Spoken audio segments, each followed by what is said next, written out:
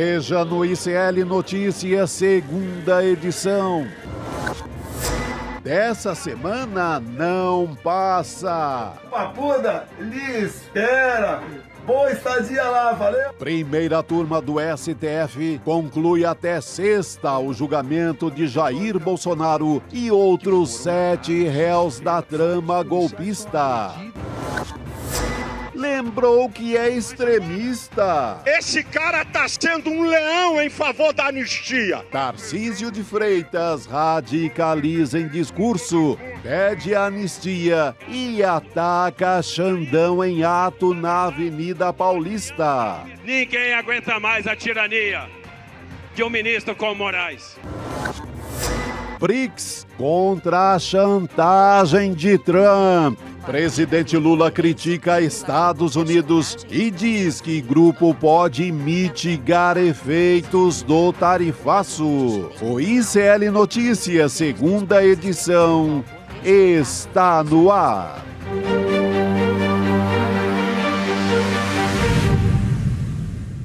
Olá, boa tarde, seja muito bem-vindo, seja muito bem-vinda ao ICL Notícias, segunda edição, que está começando mais uma semana, essa segunda-feira, dia 8 de setembro de 2025. Seja muito bem-vindo você que nos assiste pelos nossos canais do Instituto Conhecimento Liberta, Eduardo Moreira, no canal da Voz Trabalhadora no YouTube e também para você que nos ouve pela web rádio São João, diretamente de Quixadá, no Ceará, e pela Rádio Cultural, na região da cidade de Torres, no Rio Grande do Sul. Nossa formação nessa segunda-feira tá um pouco diferente, mas continua brilhante. Juliano Medeiros, boa semana para você, bem-vindo. Para todos nós, Gabriela, uma semana que começa com tudo, né? Com tudo. Semana que pode sacramentar a condenação de Jair Bolsonaro e pela primeira vez na história do Brasil, generais envolvidos com a tentativa de golpe de Estado. De golpe de Estado. No final de semana a gente teve mobilizações da esquerda, do bolsonarismo, mas segue tudo como dantes no quartel de Abrantes, porque nem as manifestações da esquerda, nem as da direita vão impactar decisivamente no voto dos ministros. E até sexta-feira, espero, teremos um resultado para esse julgamento que o Brasil espera ansioso. Teremos esse resultado? Quem acompanha tudo lá em Brasília sabe quem é, Juliana? Ela. Heloísa Vilela, que amanhã vai estar a postos desde cedinho para trazer todas as informações para gente lá no Supremo Tribunal Federal. E ela está em Brasília, claro. Elô, boa tarde para você. Bom ter você com a gente nessa semana decisiva. Pois é, Gabi, eu estava fazendo as contas aqui, boa tarde também, Juliano. Estava fazendo as contas aqui, a gente pode saber já a respeito dessa condenação na quarta-feira. Porque se você pensar que o ministro Alexandre de Moraes vai dar o voto dele na terça de manhã, na terça de tarde o ministro Flávio Dino e na quarta-feira o ministro Fux, você já pode aí ter maioria formada, 3 votos pela condenação de todos eles, estarão todos condenados, a gente dependendo apenas de um pedido possível de vistas, que a gente não acredita que Carmen Lúcia ou Zanin façam um pedido de vistas. Então a gente já pode ter maioria formada na quarta-feira e fica dependendo da discussão a respeito das penas desses réus. Ou seja, falta muito pouquinho, né, Gabi? Falta muito pouco e até, Lu, alguns juristas também chamaram atenção para isso, que, vamos dizer assim, já pode até, né, a gente não tem certeza disso ainda, mas pode até se desenhar dessa dosimetria da pena logo no voto do ministro Alexandre de Moraes. A gente só vai saber, de fato, quando começar. Mas até quarta-feira a gente já pode ter essa decisão, isso é muito importante que a Elo observa aqui. E claro que a gente não vai deixar de falar desse domingo, desses atos pró-Bolsonaro, que aconteceram em maior número em Brasília, onde está a Elo, aqui em São Paulo também, e no Rio de Janeiro. Em São Paulo, a gente teve aquela cena deplorável, é até difícil de achar a palavra, né? Mas foi aquela bandeira gigantesca dos Estados Unidos, no meio da Avenida Paulista. A gente está vendo as imagens, para você que nos acompanha em vídeo, tem uma bandeira estendida dos Estados Unidos no meio da multidão. Teve Tarcísio também, a gente apostou, né, Juliano, que o Tarcísio de Freitas ia para a Avenida Paulista nesse final de semana. Claro que ele estava lá, porque agora muito interessa ao governador de São Paulo, e foi ele o grande articulador da anistia no Congresso na semana passada, né, Juliano? Vamos assistir uma fala do Tarcísio para a gente voltar a falar sobre esses atos do final de semana, do 7 de setembro? Vamos lá. Nós não vamos mais aceitar que nenhum ditador diga o que a gente tem que fazer. Ninguém aguenta mais a tirania de um ministro como Moraes. Ninguém aguenta mais o que está acontecendo nesse país. Esse foi um dos trechos ali da fala do Tarcísio, que estava querendo pressionar o Hugo Mota e os parlamentares a colocar a anistia em pauta, porque é do interesse dele, né, Elô? Olha, Gabi, o que eu soube há coisa de 10 minutos por um telefonema foi que o deputado Rui Falcão está terminando nesse minuto um pedido que fará ao Supremo Tribunal Federal que analise com muito cuidado essa fala do governador de São Paulo e decida se ela, por acaso, pode ser enquadrada como coação no curso do processo. Ou seja, ele vai pedir uma investigação a respeito da conduta do Tarcísio para saber se ela fica muito parecida ou igual a que já colocou o ex-presidente Jair Bolsonaro nessas medidas cautelares e já colocou também o filho dele, Eduardo, numa possível ação penal, porque foi justamente por ter tentado interferir no curso do processo que Bolsonaro acabou preso em casa. Então, agora Rui Falcão está terminando essa peça e vai apresentar ainda hoje ao Supremo Tribunal Federal pedindo uma abertura de uma investigação. Então, não vai sair barato para o governador de São Paulo esse arrobo de extremismo direitista que ele apresentou na Avenida Paulista. É importante, né, Lu? Porque eu acho que o ato de ontem dos bolsonaristas na Paulista tem uma grande imagem, que é essa imagem da bandeira dos Estados Unidos, é algo muito impressionante. No 7 de setembro, dia da independência do Brasil, diante de um ataque sem precedentes que o Brasil sofre no campo econômico, mas também político por parte dos Estados Unidos, essa é a bandeira que eles abrem na Avenida Paulista. Mas se o 7 de setembro dos bolsonaristas tem uma imagem muito simbólica, tem também uma fala muito simbólica, uma presença muito simbólica, que é a do Tarcísio de Freitas. Eu separei aqui, Elô, para você comentar, algumas manchetes da grande imprensa que foram publicadas hoje sobre a postura do Tarcísio. Olha só, Tarcísio faz seu mais duro ataque a Moraes e ao STF. Veja 7 frases do bolsonarista. Pela primeira vez, Tarcísio sendo tratado na grande imprensa pelo que ele é, que é um bolsonarista. Outra, Tarcísio em uma semana completa checklist do bolsonarismo que o bolsonarismo cobrava para a candidatura, apontando aquilo que a gente tem dito aqui sempre, que o Tarcísio precisava pagar uma fatura para o bolsonarismo e está fazendo isso essa semana. Outra, Tarcísio abraça bolsonarismo radical e antecipa a campanha de extremos. Aquele esforço da imprensa sempre de colocar o bolsonarismo como um contraponto ao lulismo ou à esquerda, nessa tentativa bizarra de equiparar aquilo que não é equiparável. E para mim, a melhor de todas, do Josias de Souza. Tarcísio faz striptease e pelado fica tão radical quanto o Bolsonaro. Parece que caiu a máscara, né, Luísa? Essa manchete é muito boa. Eu vi uma charge muito boa também, que é uma charge com o rosto do Bolsonaro, e aí a figurinha começa a puxar o rosto e vira uma máscara, e sai a máscara e aparece a cara do Tarcísio embaixo. Ou seja, são várias maneiras de dizer a mesma coisa, que o Tarcísio finalmente abraçou a causa a qual ele sempre rendeu homenagens, da qual ele sempre participou. O bolsonarismo radical, de moderado ele nunca teve nada e nunca vai ter, né? Aquele candidato a governador e governador que leiloa empresa pública quebrando o martelo do leilão, não precisa ir muito mais longe.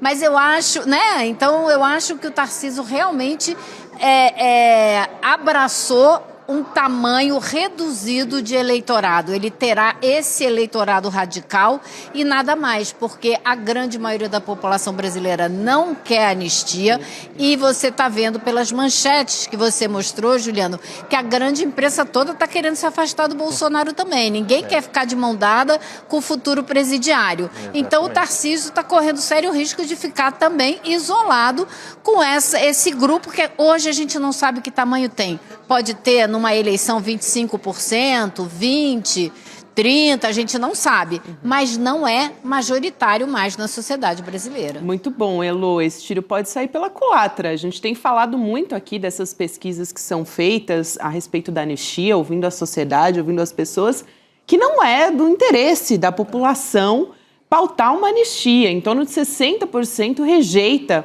essa proposta, de acordo com as pesquisas que a gente tem falado muito por aqui, né? A gente fala muito da Atlas e as demais também, trazendo essa avaliação da população. Tem outros projetos que são do interesse da sociedade até, e a gente reforça muito isso aqui, que precisam ser pautados lá no Congresso.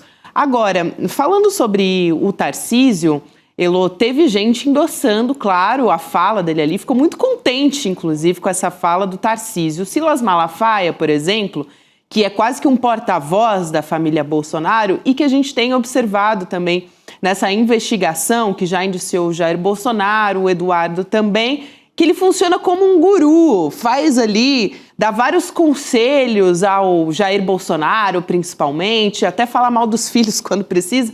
E o Silas Malafaia, é claro, tem sido porta-voz dessa gente, né, dessa turma, nesses atos pró-Bolsonaro. Ele também falou a respeito disso. Vamos assistir um trecho da fala do Silas Malafaia durante essas manifestações. Vamos lá. Aqui o Tarcísio é meu amigo. Já fiz críticas públicas, no privado, já fiz, ele sabe. Mas agora, esse cara está sendo um leão em favor da anistia. Nenhum filho de Bolsonaro, nem ninguém da direita tem que dizer: se Bolsonaro não for candidato, eu estou aqui. Isso é imaturidade política. Ele deu a mão pro Tarcísio, Elô, e ao mesmo tempo bateu nos filhos do Bolsonaro também, né? Deu uma cacetada no Eduardo Bolsonaro, mais uma vez, para variar, o esporte preferido do Rasputin da Barra da Tijuca, que é o Silas Malafaia, bater no Eduardo Bolsonaro. Impressionante, né? Agora, eu acho que ele deu uma cacetada no próprio Tarcísio de Freitas na frente de todo mundo. Ao mesmo tempo que ele estava endossando, ele estava metendo cacete no Tarcísio de Freitas, né? Dizendo que ninguém tem que pegar o espólio do Bolsonaro, que para ficar no lugar do Bolsonaro tem que ter o sobrenome Bolsonaro. Ele chega uma hora que ele diz isso. Então, o próprio Tarcísio ficou com cara de tacho em cima do carro de som. Agora, Gabi, eu acho que você é muito boazinha de chamar o Malafaia de guru dessa turma toda, porque eu acho que ele é o grande chantagista, ele é o grande cara que está extorquindo os compromissos, o cumprimento dos compromissos. E não é da base do meu amiguinho, vamos lá, subir no carro de som que eu paguei e participar da minha manifestação. É de uma maneira muito provavelmente, quase certamente, muito mais forte do que essa. Vamos lá pagar o teu caminho aberto na política, porque agora você deve para o Bolsonaro e você tem obrigação de subir lá, senão eu acabo com você, e daí para baixo, né? Então é por isso que o Tarcísio foi lá demonstrar toda a sua falta de carisma, porque, gente, desculpa, se esse é o melhor discurso, a melhor forma que ele tem de fazer campanha, tá difícil, porque o carisma é zero, né? Assintomático. O discurso dele é sofrível. Nossa, pelo amor de Deus, para quem falava aqui em São Paulo, um clássico da política de São Paulo, que era chamar o ex-governador, hoje vice-presidente Geraldo Alckmin, de picolé de chuchu, porque era considerado um político sem graça. Olha, é realmente a Marilyn Monroe comparado com o Tarcísio de Freitas. É impressionante como o Tarcísio é sem graça, né? E Juliano e Elô, eu queria lembrar que na semana passada saiu uma matéria lá na Folha de São Paulo, da Ana Virginia Balussier, em que o Silas Malafaia, ele disse com todas as letras que ele já financiou atos bolsonaristas com dinheiro da editora dele, né? A Central Gospel. Eu acho que vale a pena aqui, já que a gente está falando desses atos aí pró-anistia, né, que são um golpe à democracia brasileira, a gente relembrar essa fala que o Silas Malafaia disse em público, assim, não falou nem off, como diz o jargão jornalístico, falou em on mesmo, falou publicamente. Elô. Eu achei que a gente ia ver essa fala agora, não era isso? Não, foi uma reportagem da Folha, Elô, que a Ana Virgínia assinou na semana passada, mas eu queria trazer essa lembrança aqui também pra gente sublinhar, né, uma fala dele pública. Eu acho incrível porque ele se tornou o grande financiador e o grande nome da política da extrema-direita brasileira. É um negócio inacreditável, né? Ele é o cara que hoje está dando as cartas e dizendo para a família Bolsonaro o que fazer e mandando e desmandando no próprio Tarcísio de Freitas. Eu não sei como um cara como ele vai poder ser candidato a presidente dessa maneira. Tá complicada a história lá do lado da turma do Bolsonaro, né? Mas parece que está bastante complicada. E chama atenção, né, Elô, Gabi, que na manifestação que antecede provavelmente a condenação do Bolsonaro, no 7 de setembro, que é uma data que os bolsonaristas sempre valorizaram muito, né, em torno desse patriotismo de Araque, né, que agora a gente descobre que é um patriotismo absolutamente subserviente aos interesses estrangeiros, mas que neste 7 de setembro, que antecede a condenação do grande líder do bolsonarismo, a gente só tenha no palanque como protagonistas o Silas Malafaia e o Tarcísio de Freitas, né? Você não se fala de Nicolas Ferreira, não se fala de Flávio Bolsonaro, não se falam dos outros nomes que pavimentaram a ascensão do extremismo de direita nos últimos anos. O que sobrou como direção política, como os grandes cabeças do bolsonarismo, realmente é o Silas Malafaia, como porta-voz, como mencionou Elô, um porta-voz das posições mais extremadas contra a Suprema Corte de fora do mundo da política, vamos dizer assim, entre muitas aspas, porque o Malafaia faz política o tempo todo, e o Tarcísio de Freitas, né? Não estava o Zema, não estava o Caiado, não estava... Ou seja, quem estava lá reafirmando o seu compromisso de alinhamento, apoio e subserviência ao Bolsonaro na semana que ele vai ser preso, Malafaia e Tarcísio de Freitas. Então não venham dizer daqui 6 meses que o Tarcísio é moderado, que o Tarcísio é o candidato do Centrão, que o Tarcísio é uma via mais razoável do que ter Flávio ou Eduardo como candidato. Tarcísio ontem pagou um pedágio, já que ele gosta tanto de pedágio, pagou o maior pedágio da vida dele, sozinho na prática, ao lado do Malafaia, fazendo ataques ao Supremo na semana em que o Supremo vai condenar o Jair Bolsonaro, mais bolsonarista do que qualquer outro bolsonarista, se mostrou ontem o Tarcísio de Freitas, né? Que vergonha, né? Vai carregar essa para a história, ainda por cima diante da bandeira dos outros. Então, ele realmente tem muito que explicar, né? Muito bom, Elô. A gente sempre lembrar, né, que o Tarcísio defendeu a anistia diante de uma bandeira gigantesca dos Estados Unidos no nosso 7 de setembro. É realmente lamentável, é um constrangimento, né, para dizer o mínimo aqui. Agora, Elô, eu queria trazer uma fala aqui do ministro Gilmar Mendes. Ele foi às redes sociais falar a respeito disso, né, saindo em defesa do Supremo Tribunal Federal. Falou sobre essa suposta ditadura da toga, que isso não existe, que é uma declaração que apareceu nessas manifestações, na verdade, porque tiveram em outras capitais, aí no Rio de Janeiro também, a gente teve o governador do Rio de Janeiro lá, também o réu Alexandre Ramagem estava lá no Rio de Janeiro também, subindo em palanque com essa galera. A gente teve o Gilmar Mendes falando a respeito disso. O texto é bastante longo, mas a gente vai ressaltar alguns trechos que são mais importantes aqui, porque ele reforça: no dia da independência, é oportuno reiterar que a verdadeira liberdade não nasce de ataques a instituições, mas do seu fortalecimento. Essa frase é muito forte. Ele diz que não há no Brasil ditadura da toga, tampouco ministros agindo como tiranos. O STF tem cumprido seu papel de guardião da Constituição, do Estado de Direito, impedindo retrocessos. Depois ele cita uma série de perigos ao autoritarismo, né, com milhares de mortos numa pandemia, negacionismo de vacina, enfim. E diz que o que o Brasil realmente não aguenta mais são as sucessivas tentativas de golpe que ao longo da sua história ameaçaram a democracia e a liberdade do povo. Ele foi muito bem aqui nesse posicionamento o Gilmar Mendes. Aqui só para fechar essas reações, Elô, o próprio presidente da Câmara dos Deputados, Hugo Motta, ele teve que se pronunciar a respeito, até porque está sendo muito pressionado, muito cobrado pelos bolsonaristas a pautar na Câmara dos Deputados, né?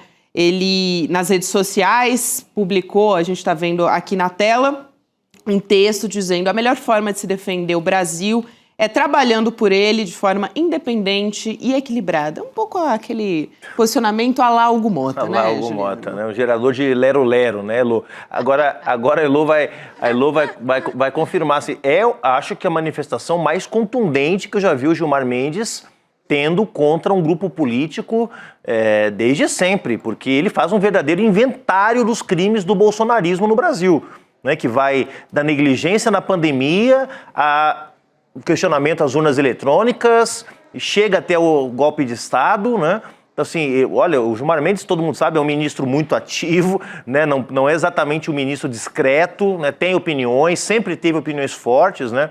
Sempre está pronto a se posicionar, mas o que ele fez foi mais do que se posicionar, ele faz um inventário dos crimes do bolsonarismo, não é isso, Elô? Como é que repercutiu aí em Brasília essa fala do Gilmar Mendes? Exatamente, Juliano. E eu acho que tem outra coisa que eu queria destacar na fala dele, porque a gente sabe que o Gilmar Mendes, o ministro Gilmar Mendes, quando ele fala, ele usa um linguajar que metade das palavras a população brasileira mal entende. Ele foi claro, direto ao ponto, incisivo e fez o que é preciso fazer. Lembrar que o Bolsonaro está sendo julgado agora por tentativa de golpe, mas tem outros crimes tão ou mais sérios do que esses, como é o caso da pandemia. Bolsonaro tem que ser julgado pela morte de milhares de pessoas às quais ele recusou vacina, para as quais ele mandou tomar cloroquina, negou vacina, negou atendimento, negou oxigênio, ainda fez piada de todo mundo. Então esse é um crime pelo qual ele tem que ser julgado. Agora, acho que Gilmar Mendes foi muito feliz nas palavras que usou, foi muito claro, muito objetivo.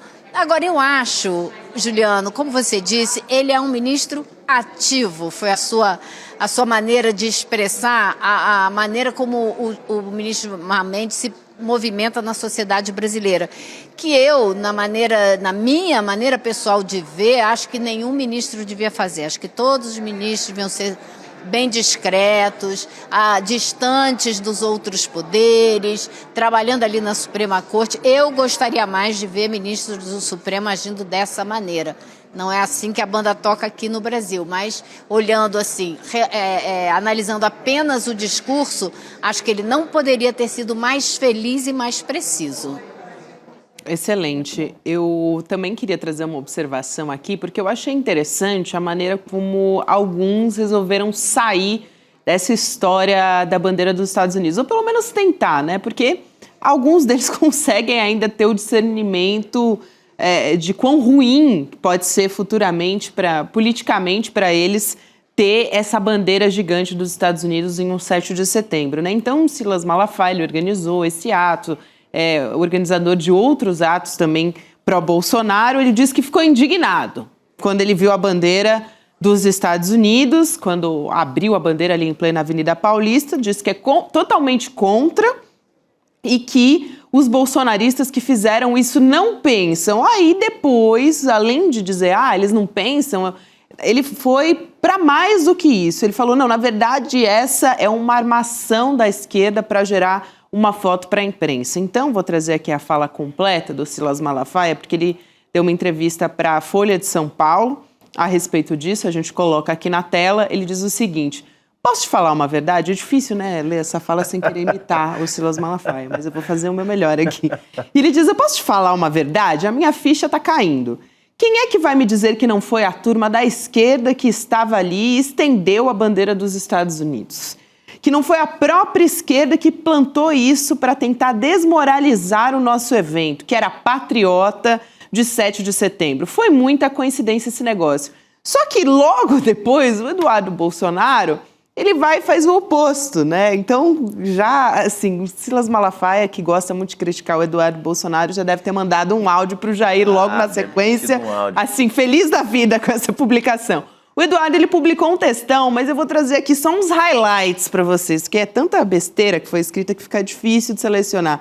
Mas ele está querendo justificar, né? Por que uma bandeira dos Estados Unidos no dia da independência do Brasil? E aí ele justifica dizendo que as ditaduras geralmente são derrubadas de fora para dentro, porque dentro delas os tiranos censuram qualquer ferramenta que possa fazê-los perder o poder. E é por isso que no dia da independência do Brasil as pessoas foram às ruas para quebrar a narrativa de que o Donald Trump não tem apoio no Brasil e de que há um ataque americano em andamento contra a soberania nacional. E aí ele critica também a grande imprensa, enfim, e no final ele agradece o Donald Trump por trabalhar, ele diz, para corrigir a bagunça deixada por seu predecessor. Impressionante, né? Porque outro dia a gente comentou, Elô, que eles eram muito burros, né? Porque deixavam salvo no celular plano golpista, o outro deixava salvo no computador a carta pedindo asilo para o Milei. Mas realmente, quando você acha que a estupidez, que a sem-vergonhice, porque não é só burrice, tem uma boa dose de sem-vergonhice. Quando você acha que a falta de vergonha na cara já chegou no limite, os caras abrem uma bandeira dos Estados Unidos da América no 7 de setembro. Quer dizer, é mais do que burrice, mais do que... Tem uma boa cota de falta de vergonha na cara, de achar que as pessoas não vão lembrar disso.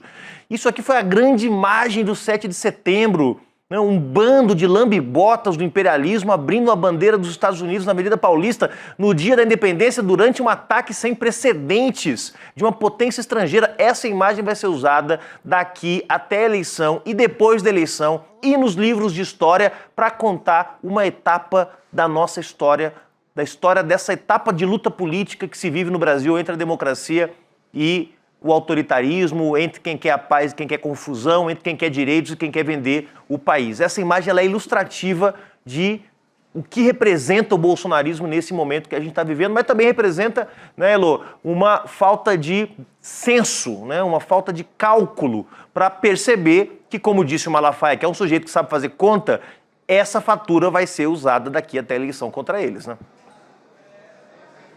Então, eu infelizmente tenho que concordar com o Malafaia quando ele xinga o Eduardo Bolsonaro de tudo que é nome para dizer que ele não tem a menor percepção política para entender que esse tipo de elogio ao Trump, o que ele fez foi muito sério, ele está pedindo um golpe de fora para dentro no Brasil.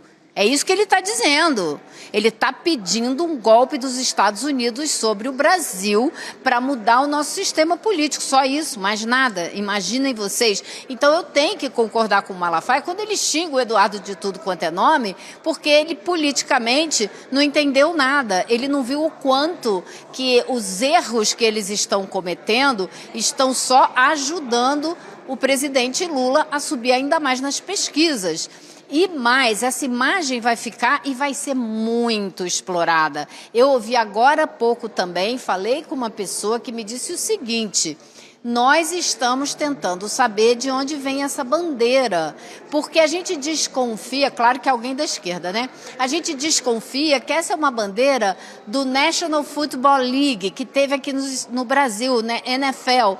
Se ela veio de outro país, se ela veio pronta de outro país, isso pode configurar financiamento de movimento político vindo de fora. Se isso vai ter efeito jurídico, prático, legal, eu não sei. Mas efeito político, não tem a menor dúvida, vai virar uma tremenda ferramenta política para instigar a extrema-direita e colocar a extrema-direita nesse lugar onde ela foi, para o qual ela foi voluntariamente, de aliada dos nossos inimigos, aliada pedindo um governo estrangeiro que interfira aqui, não só na economia, como na política, pedindo um golpe vindo de fora para dentro. Isso, Juliano, você tem todíssima razão, será explorado ad infinitum pela esquerda para mostrar com quem que esse pessoal anda.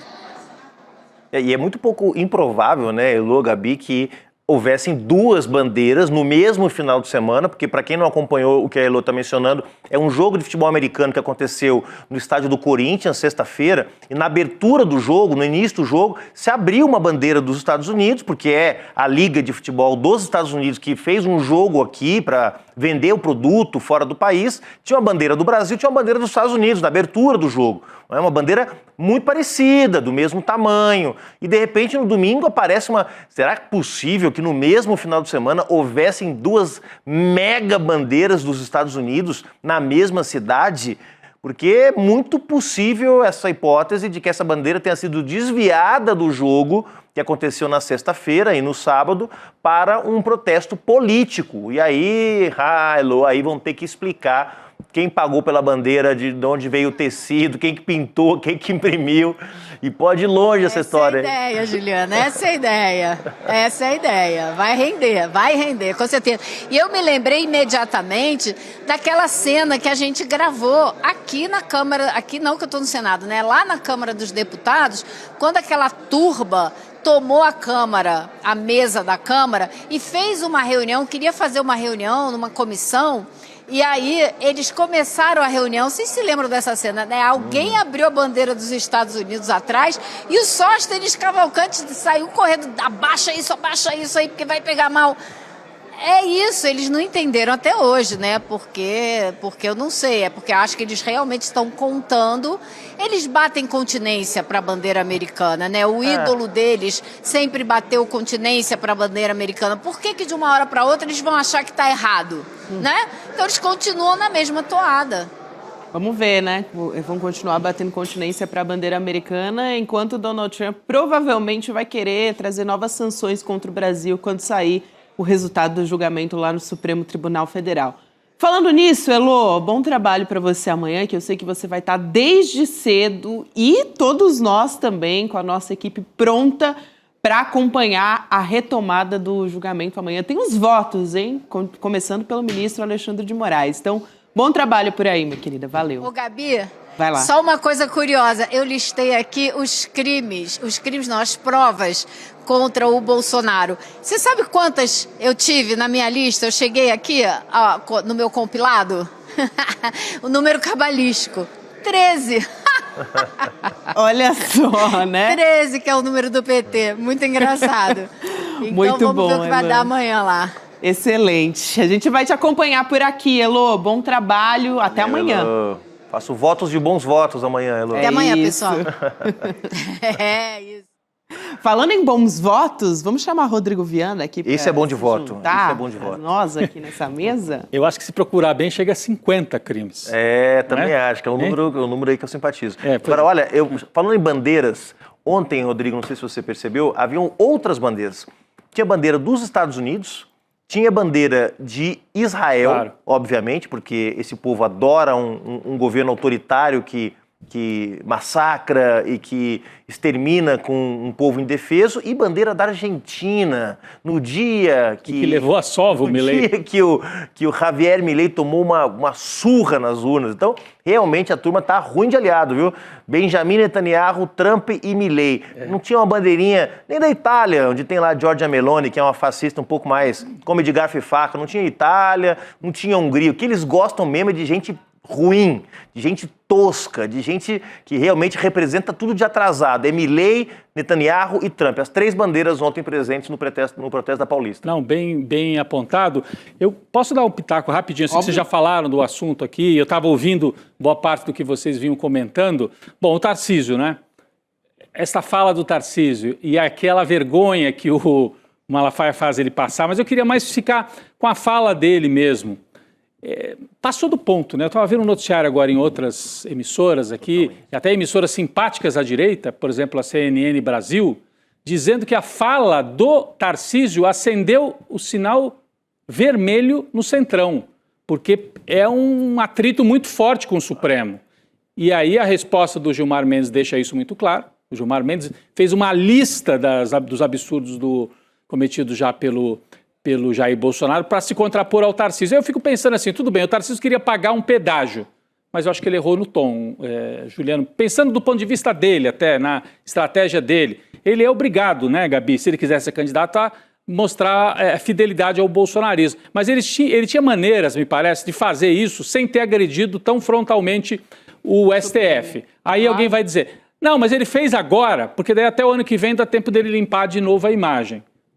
ele, depois que fez a primeira, o Bolsonaro e o Eduardo vão falar, fala de novo, você não está do nosso lado? Quero ver falar de novo, quero ver se vai falar. Então, ele agora está amarrado na perna do Jair Bolsonaro. Sem contar o desgaste com os ministros, né? Não, é assim, o principal é o desgaste com os ministros. E como é que desfaz esse desgaste agora? Só se ele parar de falar durante um ano. Se ele parar de falar, não adiantou nada ele ter falado, porque o bolsonarista vai dizer, tá vendo? Falou só uma vez para ganhar os votos. Ou ele vira um bolsonarista rolando na lama, ou ele não tem saída, porque vai ser cobrado que ele continue mostrando fidelidade ao Bolsonaro. Não vale uma vez só. Para essa turma não vale uma vez só. Agora está preso, quero ver se é mesmo fiel ao Bolsonaro. Então, o Tarcísio tomou um caminho do qual eu acho que não tem volta nesse momento. Me parece que ele errou no tom, porque ele podia ficar do lado, não, eu sou solidário, Jair Bolsonaro, temos que ficar do lado, ele é uma grande liderança e tal, tenho dúvidas, tenho algumas críticas em relação... Mas não precisava dizer que era uma ditadura, que era um tirano, ele usou a palavra tirano para se referir ao ministro do Supremo Tribunal Federal, que foi indicado pelo Michel Temer,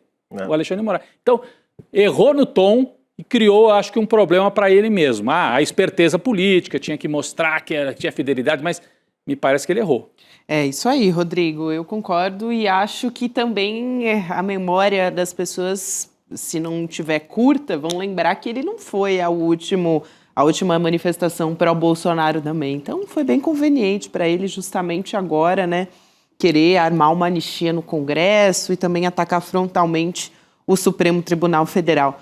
Falando nisso...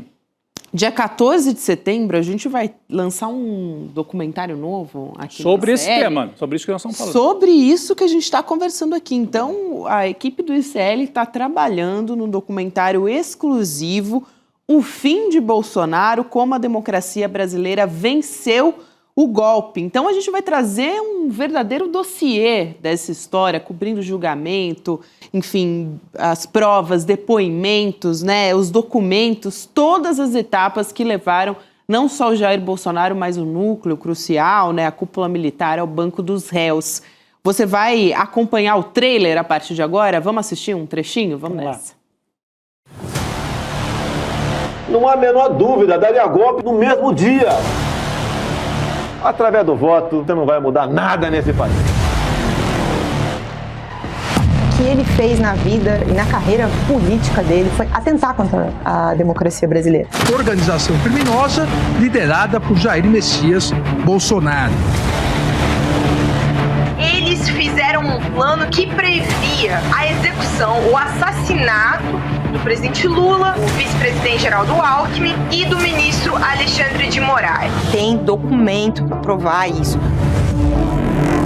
Pela primeira vez, militares criminosos são julgados pelo judiciário. O senhor admitiu que trabalhou a minuta golpista? Editou a minuta? Se humilhou na frente das câmeras, se humilhou diante de todo o Brasil. E fazendo um trabalho que o regime militar não fez, matando 30 mil, matando. Se vai morrer alguns inocentes, tudo bem, se for ter guerra, morre inocente. Ó, depois da exibição do documentário, que você já acompanhou um gostinho, agora vai ter uma conversa com o Eduardo Moreira, com a Elo Vilela, Juliana Dalpiva, Leandro Demore e também Chico Sá, os nossos craques, hein, desse elenco ao vivo que vão analisar os desdobramentos do julgamento, o nosso julgamento mais importante, né? O mais importante da nossa história vai ser nesse domingo, dia 14, portanto, reforçando aqui, 8 horas da noite, vai lá em icln2.com.br, garante o seu ingresso, vale muito, muito a pena, para a gente trazer uma análise ponto a ponto do desfecho dessa história que a gente ainda não conhece, mas vai estar no documentário também. E amanhã já vamos ter uma boa ideia do que vem, né? Com o voto do Alexandre de Moraes. Edição relâmpago, né? Vamos ter condenação dia 12 e dia 14, o fechamento do filme. Já vai contar a história. O pessoal que está fazendo já disse que deixou boa parte, claro, preparado, 90%, mas tem que colocar o final. O grande finale, né? Tem que entrar o grande final. Acompanhem, hein, gente? Vale a pena, acompanhem. E vamos trazer também noticiário internacional com o nosso querido Jamil Chad, que está chegando aqui no N2 essa segunda-feira. Jamil, boa noite para você. Boa noite a todos. Muito bom estar com vocês aqui. Bom estar com você também, Jamil. A gente está trazendo aqui os detalhes todos do julgamento, dessa expectativa. Mas essa semana já começou com o presidente Lula também falando do tarifaço. Isso é muito importante porque a gente tem expectativa, claro, de uma possível retaliação por parte dos Estados Unidos e do Donald Trump também. Hoje teve uma reunião virtual do BRICS e o presidente Lula disse que os países do bloco se tornaram alvo do que ele chamou de uma chantagem tarifária. E essa fala do presidente Lula ela não foi transmitida, mas foi um discurso que foi disponibilizado em texto que a gente traz um trechinho aqui para vocês. Então, abre aspas para esse trecho do discurso do presidente Lula na cúpula virtual. Ele diz o seguinte: os nossos países se tornaram vítimas de práticas comerciais injustificadas e ilegais. A chantagem tarifária está sendo normalizada como um instrumento para a conquista de mercados e para interferir em questões domésticas. A imposição de medidas extraterritoriais ameaça as nossas instituições. Cabe ao BRICS mostrar que a cooperação supera qualquer forma de rivalidade. É importante esse posicionamento, né, do BRICS, Jamil, porque foi o primeiro incômodo ao Donald Trump, né, com a questão da dolarização, da discussão sobre Big Techs também. Isso incomodou muito o Donald Trump e veio logo na primeira sanção dele contra o Brasil. Sem dúvida, Gabi. Olha, essa reunião não aconteceu por acaso, ela não acontece agora por acaso. Ela, obviamente, ela tem um contexto geopolítico muito forte. Mas vamos colocar num contexto. Na semana passada, nós tivemos 2 reuniões muito importantes. A primeira delas entre Xi Jinping, Modi, que é o primeiro-ministro da Índia, e, claro, Vladimir Putin. Isso na China. Logo depois, uma reunião bilateral entre Putin e Xi Jinping. E agora, finalmente, a reunião do BRICS, uma reunião virtual, mas que não deixa de ser absolutamente relevante. Ou seja, os países emergentes se organizando para dar alguma resposta, se organizando para mostrar solidariedade entre eles, sem dúvida nenhuma, mas, acima de tudo, para deixar escancarado que essa chantagem de Donald Trump, ela pelo menos não terá o efeito que Donald Trump gostaria que ela tivesse, ou seja, que os países cedessem, que os países simplesmente se dobrassem a qualquer demanda americana. Isso vai além, ela não termina nesta reunião de hoje. Ela continua para onde ou para quem? Ela continua em Nova York, curiosamente, durante a Assembleia Geral da ONU, que acontece daqui a 2 semanas. De novo lá o BRICS, pelo menos os chanceleres do BRICS vão se reunir e depois, quem é que abre a Assembleia Geral? O próprio presidente Lula. Tanto hoje como em 2 semanas, uma palavra vai ser fundamental: soberania. Essa palavra o presidente utilizou hoje, nesse discurso interno, como você falou, Gabi, não foi transmitido, mas tivemos um acesso à cópia, basicamente, do discurso, e Lula insistiu na questão da soberania, e nós temos a informação de que sim, ele vai levar o tema da soberania justamente para abrir a Assembleia Geral da ONU. Claro, depois dele fala o próprio Donald Trump, se é que Donald Trump irá. Eu aposto que sim, mas vamos ver de que forma isso tudo vai acontecer. De todas as formas, é um mundo emergente se organizando para lidar com o desafio de Donald Trump. Boa noite, Jamil. Aliás, Jamil, o maior autografador de livros do Brasil, já mais de 35 mil livros autografados, só nessa última tiragem de Espero que você seja deportado. Tudo bem, meu amigo? Você sabe que soberania foi uma palavra absolutamente ausente no protesto dos bolsonaristas ontem, né? É curioso como eles usam essa palavra quando bem entendem, né? No meio da pandemia falavam de soberania para dizer que não eram obrigados a seguir aquilo que o OMS estava sugerindo em relação à compra das vacinas, que o Brasil era soberano para abrir ou fechar o comércio quando quisesse. Diante das acusações sobre o desmatamento, as queimadas na Amazônia e no Pantanal, diziam que o Brasil era soberano, que não devia satisfações para as cobranças que a comunidade internacional fazia em relação ao desmatamento, que a Amazônia era dos brasileiros, e de repente fazem um ato com a bandeira dos Estados Unidos. Queria te perguntar se isso repercutiu fora do Brasil também, você que acompanha para e passo aí em vários idiomas o que está sendo repercutido pelo Brasil, sobre o Brasil no exterior, se também repercutiu fora o fato de haver aqui uma quinta coluna, né? Aquilo que os monarquistas chamavam na Guerra Civil Espanhola a quinta coluna, que de dentro de Madrid favoreciam o avanço das tropas fascistas, das tropas de Franco. Como é que foi por aí, Jamil? Juliana, boa noite. Bom falar contigo também. Olha, é curioso porque essa imagem da Avenida Paulista repercutiu muito. A imagem. Por quê? Porque tanto aqui na Europa como em outros lugares do mundo, claro, esse mesmo desafio, todos estão sendo confrontados com essa realidade que Donald Trump impôs. Até onde vai a nossa soberania, até onde nós vamos poder resistir a algum tipo de pressão internacional por parte da Casa Branca. Esse debate não é um debate exclusivo brasileiro, mas a grande diferença, uma das maiores diferenças em relação ao bolsonarismo, é a presença não só de um discurso pró-americano, mas quase uma idolatria, quase não, é uma idolatria a Donald Trump e aos Estados Unidos. E isso não tem sido visto nem mesmo entre aqueles apoiadores de Donald Trump aqui na Europa. Por exemplo, Vox, na Espanha, não ousa misturar a bandeira americana às bandeiras espanholas. Eles adoram fazer aqueles comícios gigantescos com bandeiras espanholas. Não ousam aparecer lá com bandeiras americanas.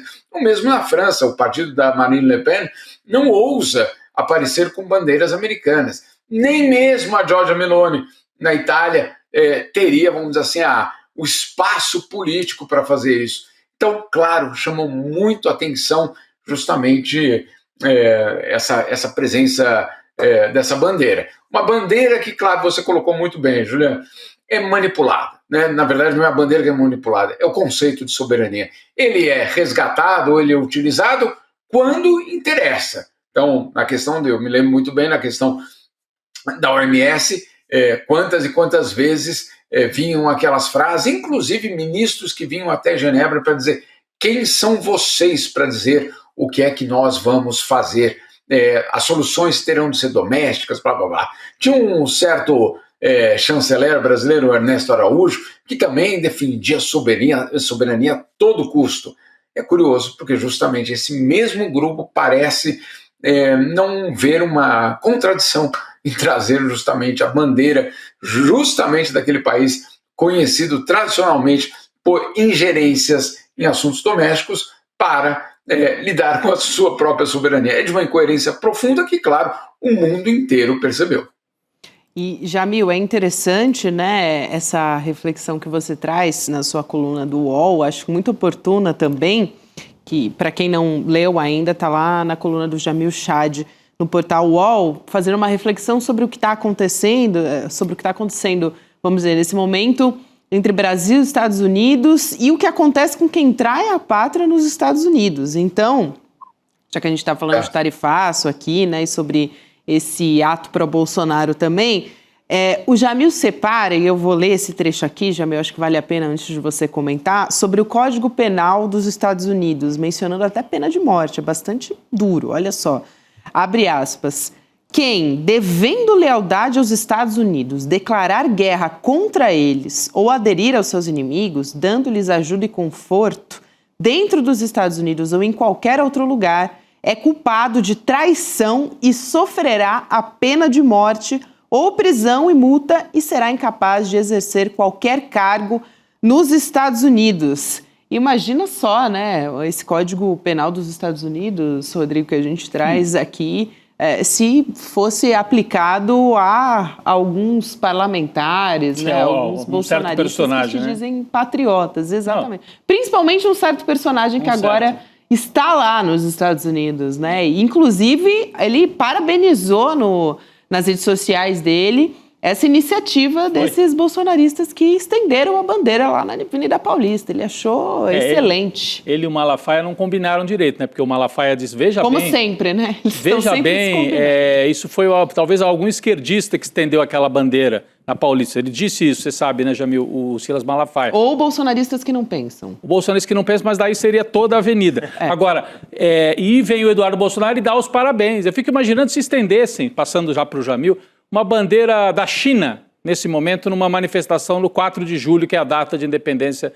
dos Estados Unidos. O que aconteceria com um patriota que estendesse a bandeira da China... Da Venezuela. Ou da Venezuela. Ou de Cuba. Pois é, lá nos Estados Unidos. O que você acha, hein? Você acha que dava tempo de estender ela inteira ou o cara já era dobrado com a bandeira junto e jogado em alguma prisão lá nos Estados Unidos, Jamil? Olha, Rodrigo, é curioso, porque olha só, em Los Angeles, naquelas manifestações, e que depois, por conta das deportações, né, ali no caso era muito específico em relação às imigrações, vários dos grupos trouxeram o quê? Uma bandeira mexicana. Não estamos nem falando de Cuba, Venezuela, né? Mexicana, né? Que vamos colocar aqui, obviamente, talvez mais simpática aos próprios americanos. Só o fato daquelas bandeiras terem aparecido, a extrema-direita americana foi loucura, dizendo, viu como eles têm que ser deportados, obviamente eles não são americanos, obviamente a lealdade deles não tem nenhuma relação com o nosso país. Eles usaram o fato de que bandeiras estrangeiras estavam em protestos aqui nos Estados Unidos, insisto, bandeira mexicana, para justificar a deportação. Verdade. Então é muito, muito, muito complicado você fechar essa equação. Quer dizer, então não pode usar bandeira estrangeira, salvo se for aquela bandeira que é a nossa mesmo, né? Enfim, complicada essa equação. Agora, queria até pedir para vocês a gente fazer um exercício. Imagine só um deputado americano que pede licença, sai dos Estados Unidos, né? Trump é derrotado na eleição, ele sai dos Estados Unidos, ele vai a um país e aí começa a, entre outras coisas, fornecer dados, informações, fazer campanha, etc., para que aquele país estrangeiro coloque sanções contra os Estados Unidos. Bom, você acabou de ler aí, Gabi, o que poderia acontecer com ele, né? Ele poderia ser julgado, sim, indiciado por traição da pátria, com um impacto muito grande para a vida dele. Agora, traição não é só pegar em armas, isso fica muito claro no Código Americano, não é só pegar em armas para lutar contra os Estados Unidos, é fornecer qualquer tipo de apoio ou informação a uma potência estrangeira para aquele ataque dos Estados Unidos. Ou seja, nos Estados Unidos não se brinca com isso, né? Não preciso nem explicar. Nos Estados Unidos não é só o crime de traição à pátria que é punido de forma muito severa. Outros crimes também estão ali, fazem parte justamente de algum tipo de, eu diria, cuidado com a própria soberania do país, né? Afinal de contas, atos como esse podem colocar em risco a própria independência, a própria soberania do país. Não é por acaso, e o Rodrigo vai saber muito bem disso, que o Dante, lá no inferno dele, ao descrever os vários crimes, etc., coloca como o pior dos crimes aquele que a punição precisa ser mais severa, justamente a traição. Isso Dante, não sou eu que estou dizendo, é o próprio Dante Alighieri colocando isso lá no inferno, no último dos círculos. Excelente, Jamil. Eu queria aproveitar a sua presença aqui para repercutir também uma informação que acabou de sair, que nos informa a nossa repórter Heloísa Vilela. Ela adiantou no começo do programa que a gente teria provavelmente uma representação protocolada pelo PT contra o Tarcísio de Freitas. E agora a gente teve essa informação. Então, acabou de sair, o deputado federal Rui Falcão foi quem protocolou lá no Supremo essa representação contra o Tarcísio por conta dessas declarações, principalmente contra o Supremo Tribunal Federal e o Alexandre de Moraes. Então, o parlamentar, ele traz justamente sublinhado essa... Na verdade, ele diz que extrapola a crítica, né, política quando ele ataca o STF e... porque o governador, né, o Tarcísio, ele disse que não vamos mais aceitar que nenhum ditador diga o que a gente tem que fazer. E também acusou Moraes de tirania. Essa frase lembra muito Jair Bolsonaro no 7 de setembro de 2021, né, quando ele fala, né, este presidente não mais seguirá nenhuma decisão desse ministro. Lembra demais. É muito parecida. E na denúncia da PGR, o 7 de setembro de 21... naquela linha do tempo que o PGR, que o Gonê faz, é o que ele considera o começo ali das articulações golpistas. Exatamente. Então o Tarcísio está se acoplando a esse discurso, né, Juliano? Impressionante. Ou na pior das hipóteses, poderia ser envolvido, se não no processo, nos inquéritos que apuram o golpe de Estado, no mínimo no inquérito que está o Eduardo Bolsonaro e o Jair, de obstrução da justiça, pelo qual ele está, nesse momento, em prisão domiciliar, né? Quer dizer, porque no caso tanto do Eduardo quanto do Jair Bolsonaro, o inquérito contra ele sobre obstrução tem a ver com a pressão política que é feita por parte do Eduardo Bolsonaro com as sanções articuladas nos Estados Unidos e por parte do Jair Bolsonaro com as declarações que tem feito para tirar a credibilidade da justiça. Não se trata de não poder criticar a justiça, todo mundo pode criticar o judiciário, pode criticar o juiz, mas no curso do processo, um ex-presidente mandar 2 milhões de reais para os Estados Unidos, de dólares, né, para os Estados Unidos para um filho, articular mobilizações, financiar atos que constranjam a Suprema Corte, isso sim pode ser caracterizado como tentativa de obstrução de justiça e Tarcísio estaria diretamente vinculado a essa tentativa. Perfeito. Pelo que falou ontem. Aqui, para passar para o Jamil, essa representação está pedindo uma investigação e aqui quais são os crimes, né, que ele pede essa investigação. Coação no curso do processo, incitação ao crime e abolição violenta do Estado Democrático de Direito, justamente por tentar impedir ou então restringir também o funcionamento do STF, Rodrigo. Tem tudo a ver. Não, eu queria passar para o Jamil, porque acho que o Juliano delimitou muito bem. Talvez tenha menos a ver, talvez não, com certeza tem menos a ver com o processo que está terminando nesta semana e tem mais a ver com este outro que investiga obstrução de justiça. Mas, Jamil, passamos para você, só para quem está chegando agora, acabou de sair. Então, a representação do Rui Falcão pedindo que o Tarcísio seja investigado também por obstrução de justiça, Jamil.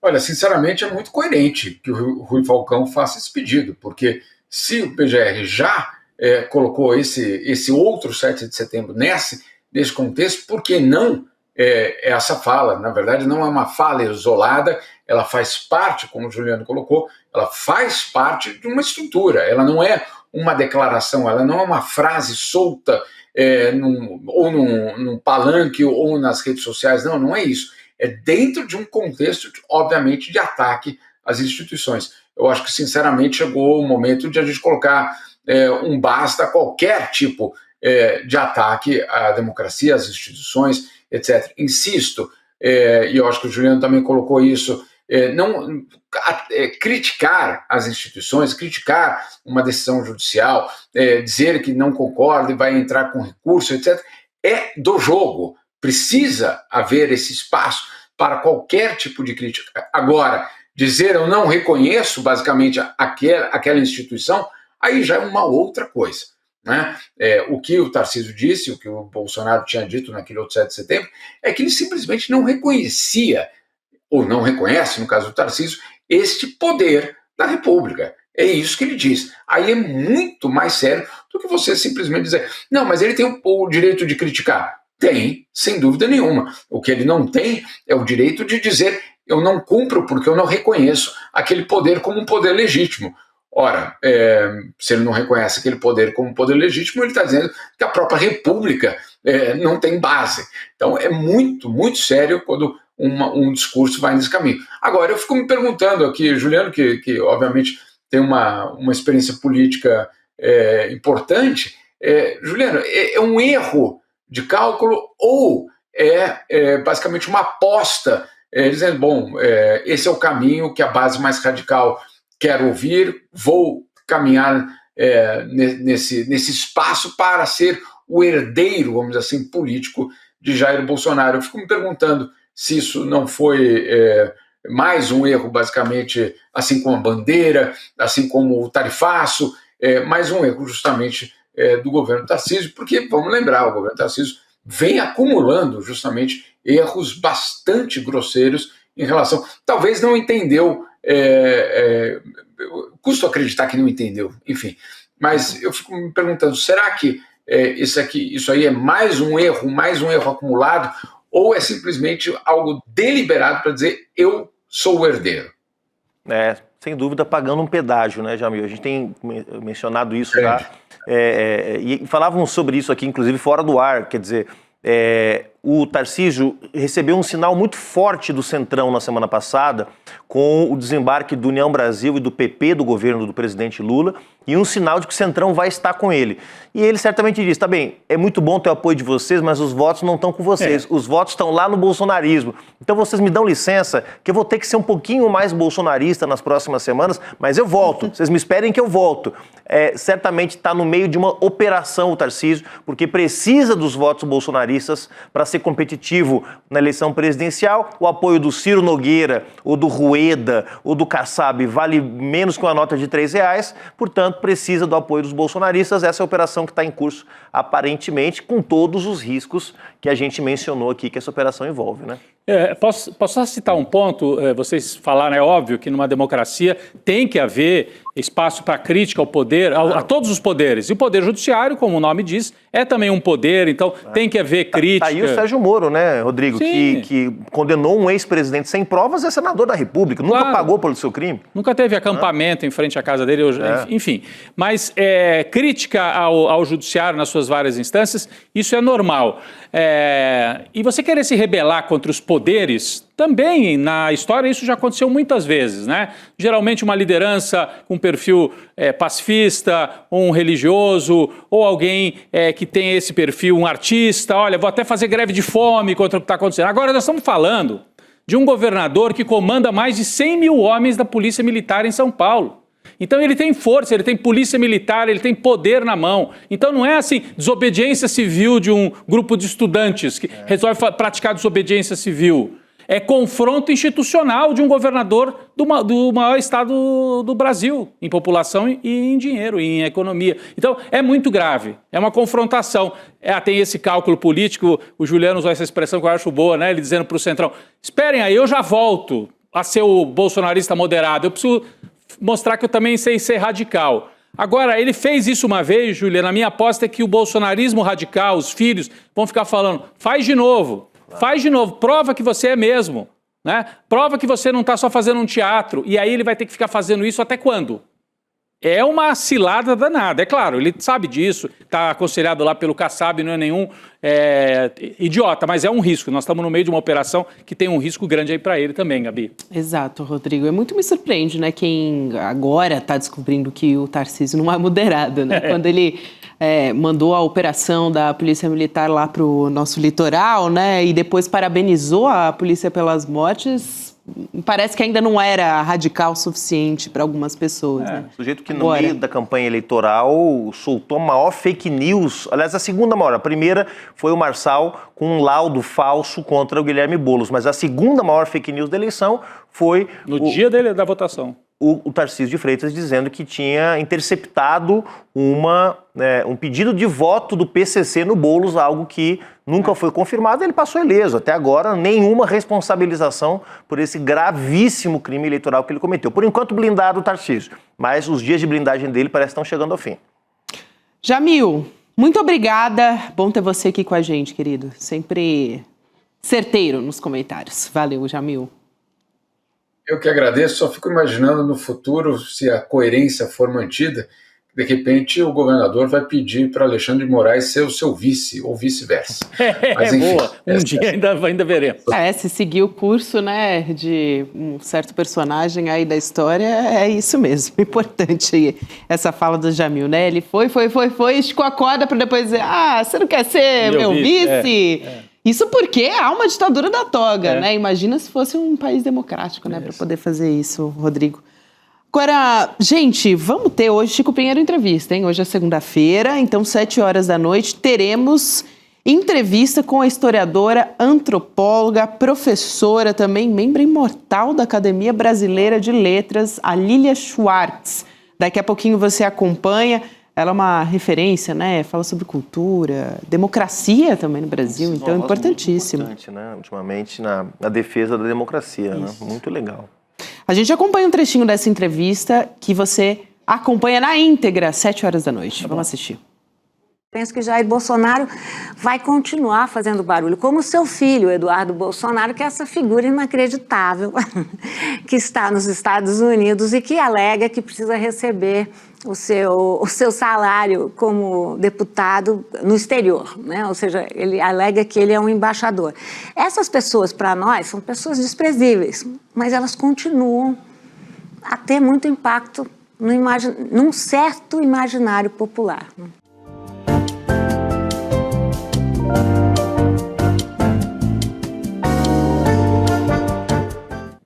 Muito bem, então fica o convite para você acompanhar, também entrar no grupo de WhatsApp, que sempre tem novidade, cl.com.br/Chico. 7 horas da noite, é só continuar junto com a gente, que a nossa programação continua. E nós continuamos aqui falando do julgamento que vai ser retomado amanhã. O nosso convidado é o advogado criminalista Guilherme Sugimori. Doutor, muito boa noite, seja muito bem-vindo. Boa noite. Boa noite, tudo bom? Tudo bom? Boa noite a todos. Doutor, eu queria começar perguntando a respeito dessas, vamos dizer assim, do placar que pode eventualmente trazer ou influenciar na possibilidade de recursos, né? A gente tem falado muito aqui no ICL sobre os tais, melhor dizendo, né, os embargos infringentes. Eu acho que o doutor Guilherme pode ajudar a gente a entender qual é o placar, né, que pode influenciar e o que poderia ser utilizado pela defesa, principalmente do Jair Bolsonaro, nesse caso que começa a ser votado amanhã, começando pelo ministro Alexandre de Moraes. Bom, vamos lá. Qual que é o objeto desse tipo de recurso? Tá? O que são embargos infringentes? Embargos infringentes são um recurso interno dentro de um próprio tribunal. E a ideia é que quando você tem votos de oposição, votos diferentes, isso indica uma dúvida jurídica razoável de que isso seja correto ou de que não está tão clara a situação jurídica, a decisão. E aí você pode tentar afetar toda a corte para dizer, veja, tem pelo menos aqui 2 ministros que acham que eu estou correto nesses pontos. E aí você afeta o julgamento, você pede para o julgamento ser ampliado sobre esses pontos para toda a corte. Como os embargos infringentes eles são limitados a essas matérias que seriam dúbias, então você também não pode recorrer de toda a matéria. Eles devem tratar somente desses votos que diverjam das teses, que os votos aceitem, para você dizer, veja, tem 2 ministros que concordam comigo, é melhor ampliar esse julgamento para a gente ver se pelo menos nessas matérias eu não posso ser bem sucedido. Tá? Essa é a ideia dos embargos infringentes. Então, tendo 2 votos aí favoráveis a alguma tese que discordem de algum ponto da condenação, a defesa pode pedir para isso ser ampliado, esses pontos dos embargos infringentes. Isso é possível nesse caso, tudo é possível. Eu não gosto de fazer um exercício de futurologia, tá? De falar, o ministro vai votar isso, vai votar aquilo. Isso é um pouco inadequado aí para minha profissão. Então, assim como vocês, eu vou assistir o julgamento.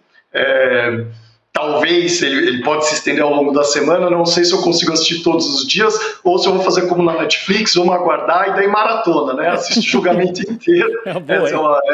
É mais fácil, entretém, tem algo para fazer no fim de semana já. Mas tem muitas questões jurídicas interessantíssimas a serem discutidas aí. As teses de sobreposição de crimes, a questão, e tem algo que é muito importante que está sendo discutido, que é nesse crime de tentativa de golpe, o que isso significa para fins de quando se inicia a execução. Tá? Porque a lei, a gente tem questões de o que é execução, o que é ato preparatório, o que é cogitação. A gente tem isso como uma figura abstrata, como uma forma genérica, até porque pode se aplicar, deve se aplicar a todo tipo de crime.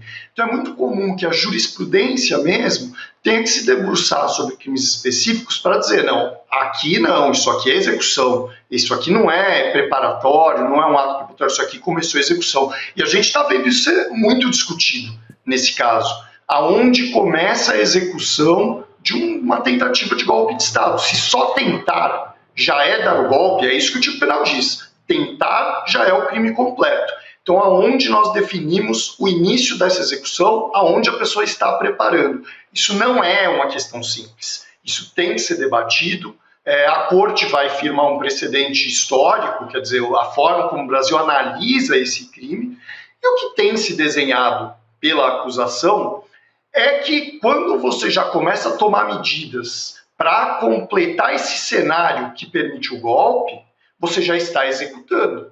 Então, a tese acusatória é que se reunir com os generais para dizer, pô, haverá apoio ao golpe, isso já é parte da execução do plano, porque o golpe é um plano complexo, que envolve diversos núcleos, envolve diversas questões, envolve partes se movendo ao mesmo tempo.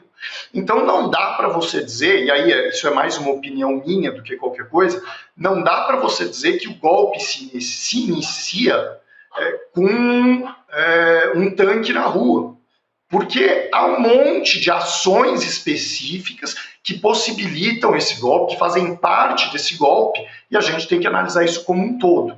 Tá? Mas essa é uma questão interessantíssima.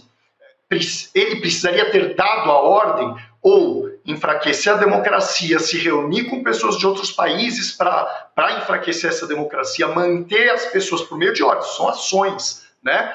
Manter as pessoas organizadas na frente do quartel para permitir que elas ajam quando for a hora do golpe entrar em curso. Isso todas são medidas que não vamos organizar aqui, são medidas que foram acontecendo e existem ações. E o STF agora vai ter que se debruçar sobre esse crime, sobre as peculiaridades desse crime, porque o crime tentado é completo, então isso também pode significar um adiantamento da fase executória. Se a tentativa é o crime completo, então a execução começa antes. Isso é uma tese que pode ser apresentada pelo Supremo Tribunal Federal, como na decisão. Essa questão é muito complexa e justifica a discussão e a complexidade. Então, isso é uma tese de defesa que pode sim ser objeto de divergência entre os ministros e ser levada ao tribunal completo. As questões preliminares também, tá? São questões interessantíssimas do ponto de vista jurídico e do ponto de vista histórico. É que eu imagino que vocês não me chamaram aqui para discutir o ponto de vista histórico e também acho que todos nós concordamos que é um julgamento histórico e que tem efeitos para o nosso país sobre a democracia, a saúde da democracia, efeitos importantíssimos, certo? Agora, doutor Guilherme, independentemente de ser levado para o plenário, se é que vai ser levado mesmo, a defesa pode tentar, né? O senhor estava explicando isso, mas há um sinal, uma sinalização de que o ministro Alexandre de Moraes espera muito debate dentro da própria primeira turma. Não sei, isso que eu queria perguntar para o senhor. Será que vai ser aquela coisa de votos, um lê um voto, depois lê o outro e aí acabou? Parece que não, porque ele pediu até um dia a mais, né? O julgamento ia ser terça de manhã e à tarde, quarta de manhã e sexta. Ele pediu a quinta-feira também, pediu para separar a quinta-feira o dia inteiro. Sinal, né, Juliano, Gabi, doutor Guilherme, que está com a gente também, sinal de que talvez o Alexandre de Moraes esteja antevendo, já deve ter recebido recados internos, né? Olha, vou querer questionar, vou querer debater, alguns pontos podem ser debatidos dentro da própria turma, né? Isso pode acontecer, quer dizer, o ministro Alexandre de Moraes apresenta o voto, aí o outro ministro só pode falar no voto dele, ou pode haver um momento de debate aberto mesmo sobre alguma tese e a gente acompanhar isso durante essa semana na definição desses pontos que o senhor estava falando. Quando começou a tentativa de golpe? São dois crimes, a tentativa de golpe e a abolição violenta do Estado de Direito, ou é um crime só, que é outra tese que eles levantam? A delação do Mauro Cid, vale ou não vale? Isso vai ser cada voto separado, ou pode haver um momento de uma espécie de um debate aberto que a gente vai acompanhar ao vivo na Suprema Corte essa semana, doutor Guilherme? Eu acredito no seguinte, mas isso novamente, acredito, exercício de futurologia, tá? O correto é apresentar os votos, cada um leva o seu voto, eles vão preparar os votos antes da sessão de julgamento. Então, eles terão, cada um dos ministros, terá ali o seu voto para leitura, até porque é um assunto muito complexo, eles não improvisam na hora do voto, fazem a leitura. E são aqueles votos longos, né? Eu me permito aqui essa benéfica crítica, construtiva crítica ao STF, né? Os votos da Suprema Corte são excessivamente longos, tá? E não são longos necessários, assim, são votos excessivamente longos, poderiam ser votos mais curtos historicamente, então eu estou antevendo, ainda mais um julgamento histórico, que cada um leve um voto pronto muito grande e fará a leitura e etc. A discussão cabe, aliás, todos nós lembramos de discussões notórias já em sessões de julgamento da Suprema Corte. Ela anda mais tranquila, anda mais pacífica internamente, anda mais alinhada, mas nós já vimos trocas de farpas, trocas de ofensas, brigas ali nas sessões de julgamento. A sessão de julgamento ela permite esse questionamento dentro de certo limite. Tá? A ideia não é interpelar o ministro, mas eles estão ali formulando, aquilo é a exposição do voto. Um ministro que não votou, ele pode mudar de ideia nos seus argumentos. Então, é comum ter esse tipo de discussão, ainda que limitada. Quer dizer, eles não vão discutir tudo ali e aí apresentar. Mas na leitura dos votos, é comum que algum ministro questione o outro. Fale, não, veja bem, mas então, pelo que eu estou entendendo, você está querendo dizer que são crimes separados, poderiam ser crimes separados, mas neste caso não são. Isso é comum e pode, e eu creio que acontecerá. Mas, e a gente sai do jurídico, vamos sair do jurídico, para falar um pouco de mundo concreto. Esse julgamento, o STF tem absoluta noção da importância histórica desse julgamento. Tá? Muitas questões que eles considerem dúbias, problemáticas, que eles acreditam que há algum alinhamento, não há algum alinhamento, eu acredito que já estarão minimamente alinhadas. Tá? Os ministros se falam entre eles. Cada um tem seu voto. A importância de expor o voto é que nós e os julgados, os réus especialmente, possam analisar a fundamentação concreta de cada voto, como cada ministro entendeu e por quê, isso é super importante, mas é ridículo a gente presumir que não há uma conversa de bastidor, um alinhamento mínimo.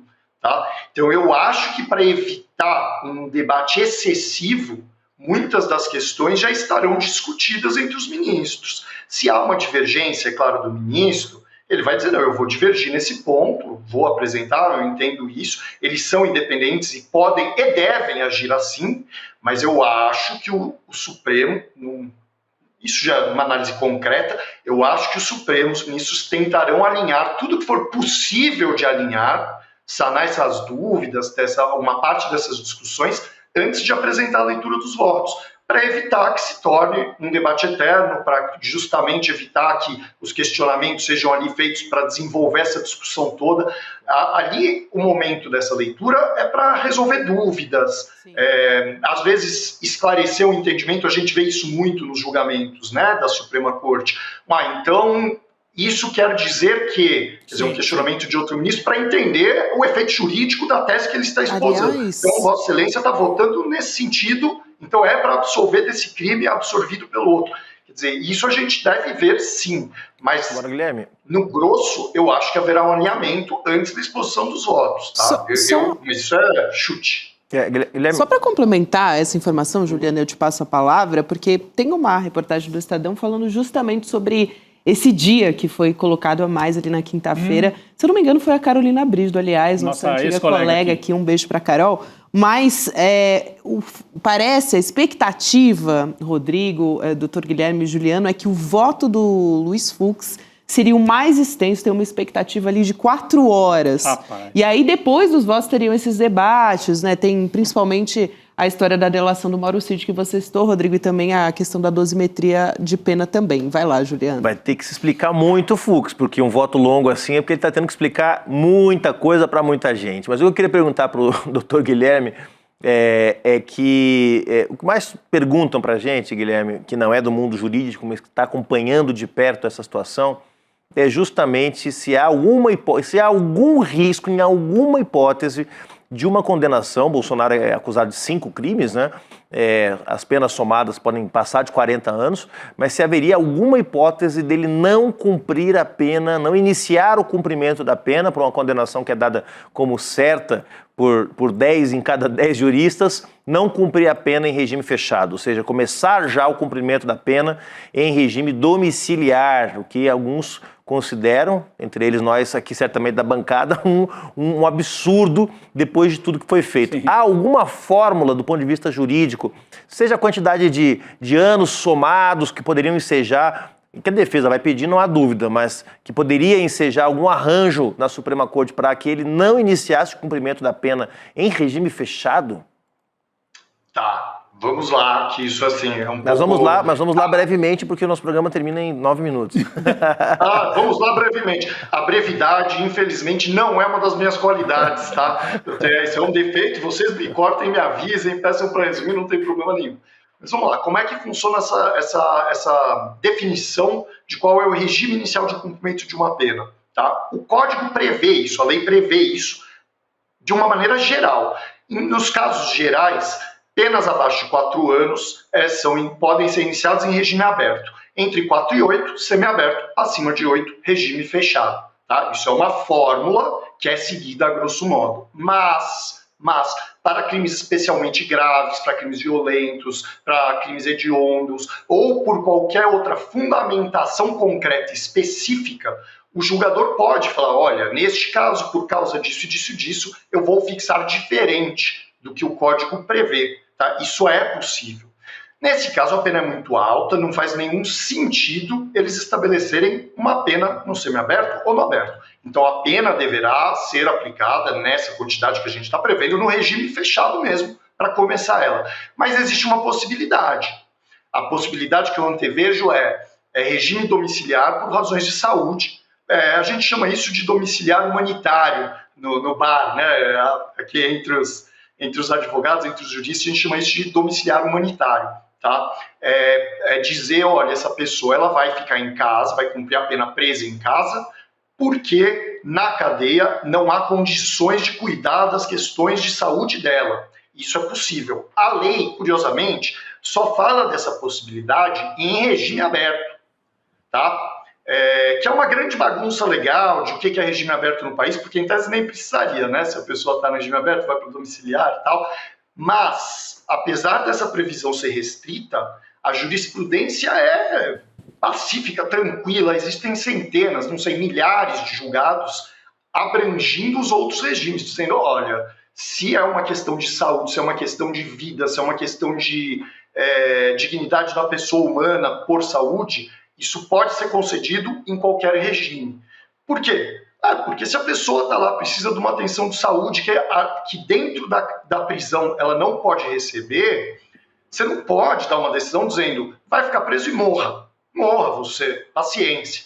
Então, por isso essa possibilidade é interpretada extensivamente, mesmo para o regime fechado. Tá? Mas isso é dependente de uma série de provas muito específicas. Não basta a pessoa estar mal de saúde, ela tem que provar para o tribunal soluço não é suficiente, né, ela doutor? não pode ser tratada presa. Soluço pode mandar para domiciliar? Pergunta aqui o Juliano. Soluço não, mas vamos ser justos, vai. Soluço, no caso dele, seria sintoma de um tratamento muito problemático, tal. Ainda assim, isso pode ser feito dentro de uma unidade prisional? Pode, eventualmente. Ele pode sair para fazer uma cirurgia, mas o atendimento, o dia a dia, tudo isso, se a corte conclui não tem como fazer isso dentro de uma unidade prisional, aí poderia haver um pedido de domiciliar. Isso aí não precisa ser nem na etapa de julgamento. Inclusive, se eu fosse um dos advogados, eu nem pediria isso, porque você está suscitando uma discussão aí que já está dizendo para o julgador, se você me condenar, eu não quero ir preso. É melhor você sustentar suas teses e depois, ao longo da execução, você pode apresentar esse pedido. O exemplo que a gente tem é o do Collor. O Collor foi para domiciliar por causa disso. A ideia o Parkinson é uma doença degenerativa muito grave, exige atenção constante, tem riscos inerentes de degeneração, ele não tem como receber a atenção médica necessária constante para cuidar desse quadro, vai para domiciliar. Tá? Foi o exemplo mais recente e notório, que eu acho que todo mundo se lembra. Isso pode acontecer mais para frente ali. Em qualquer momento da execução do cumprimento de pena, esse pedido pode ser feito, mas tem que ser provado, É o que eu imagino como possibilidade aí no exercício da gente falar, o que poderia ser, né? E isso é um pedido possível. A saúde está muito ruim e ele precisa ser atendido em casa, precisa de atenção constante. Isso pode ser feito mais para frente. Mas para fixar a pena inicial, é muito improvável, assim. Não é o tipo de caso que a gente fale, o juiz disse que nesse caso vai dar semiaberto. Não dá para dar semiaberto num caso desse. Não acontecerá, eu duvido muito que isso aconteça. Mas a domiciliar é possível. E tá na moda tô sendo injusto. Quer dizer, o Collor pediu, ganhou. A Zambelli, se não me engano, fez um pedido semelhante à justiça italiana, né? Passou por exames, exatamente. Mas não foi aprovado lá na Itália. Não foi aprovado, e ela continua nesse processo ainda, né? Enquanto ela está nesse processo de extradição, mas acho que ficou muito claro, e acho importante essa observação aqui do doutor Guilherme Sugimori. Foi um prazer te receber aqui, doutor. Muito obrigada pela sua gentileza. Até uma próxima oportunidade. O prazer foi todo meu, e eu agradeço mais do que tudo pela pronúncia impecável do Sugimori. É exatamente como se escreve, mas muitas vezes eu ouço errado. Então aqui foi sem erro, maravilhoso. Que bom, doutor. Excelente, obrigada. Até a próxima. Gente, obrigado por tudo. Um abraço. Aliás, a gente estava falando dessas questões de saúde do Bolsonaro, né? Durante já a prisão domiciliar, ele já pediu autorização do Alexandre de Moraes para poder ir ao hospital, para fazer os exames, né? E, enfim, por conta das questões ligadas ao soluço, essas são as mais recentes. Ele está pedindo para ir domingo agora, né? Para ir também para tirar agora uma pinta, nesse uma questão de pele e tal.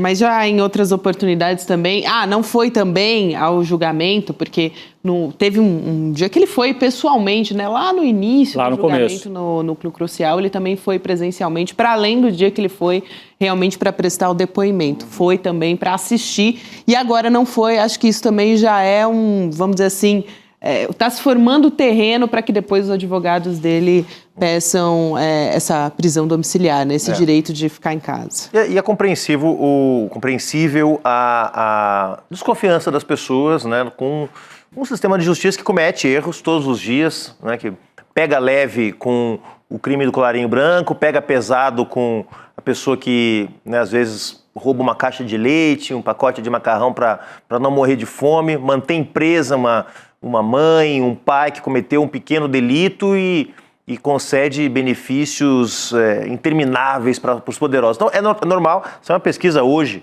da Quest falando sobre confiança nas instituições, né?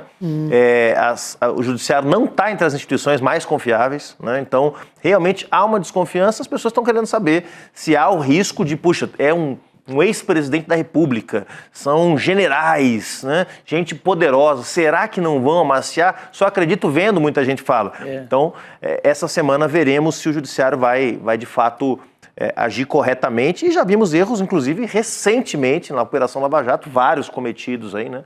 Então, normal que as pessoas estejam desconfiadas, mas vamos ver como é que a coisa avança nessa semana aí. Importante a gente trazer essa observação. Pouco mais de 12 horas para a gente começar a ver. A gente vai acompanhar a partir das 9 horas da manhã aqui com toda a nossa programação. A gente, aliás, está aqui a partir das 7 horas já no Esquenta, né, Rodrigo? Nossos repórteres vão estar lá o dia inteiro em Brasília. A gente vai trazer programação acompanhando minuto a minuto do julgamento. Também dá para assistir o julgamento por aqui, as análises que vêm logo na sequência. Aí tem só no ICELli, né? Isso aí. Então a gente vai acompanhar. A Heloísa Vilela agora há pouco também estava junto com a gente, dizendo que vai estar lá amanhã cedinho, na fila da imprensa. Aliás, longa fila da imprensa, né? Porque o que mais tem ali são jornalistas sedentos para acompanhar tudo. Inclusive a gente. Dia histórico. É isso. Com o excesso dessa palavra que a gente está falando aqui. Mas nesse caso vale. Realmente vale a pena. Caso A gente, então, vai nessa. Rodrigo Viana, Juliano Medeiros, excepcionalmente aqui hoje junto com a gente. Chico Sá está de volta amanhã também junto com a gente, acompanhando esse dia de julgamento. Muito boa noite para vocês. Boa noite a todos que nos acompanham. E até amanhã, gente. Até amanhã. Vem aí. No próximo domingo, dia 14 de setembro, às 8 horas da noite, o ICELli vai transmitir gratuitamente o documentário O Fim de Bolsonaro. Esse é um original do ICELli que reconstrói com provas, depoimentos e uma investigação jornalística o maior julgamento da história da nossa democracia. Pela primeira vez, um ex-presidente e a cúpula militar sentam no banco dos réus. E a gente vai mostrar tudo, os bastidores do golpe, a linha do tempo da conspiração e como a democracia brasileira reagiu e resistiu a uma tentativa de golpe. É gratuito, online e com um debate ao vivo logo depois da exibição, com Eduardo Moreira, Juliana Dalpiva, Elô Vilela, Chico Sá e comigo, Leandro Demori. Se você quer entender de fato o que aconteceu, inscreva-se agora. Acesse icl.com.br/estreia e garanta o seu ingresso gratuito.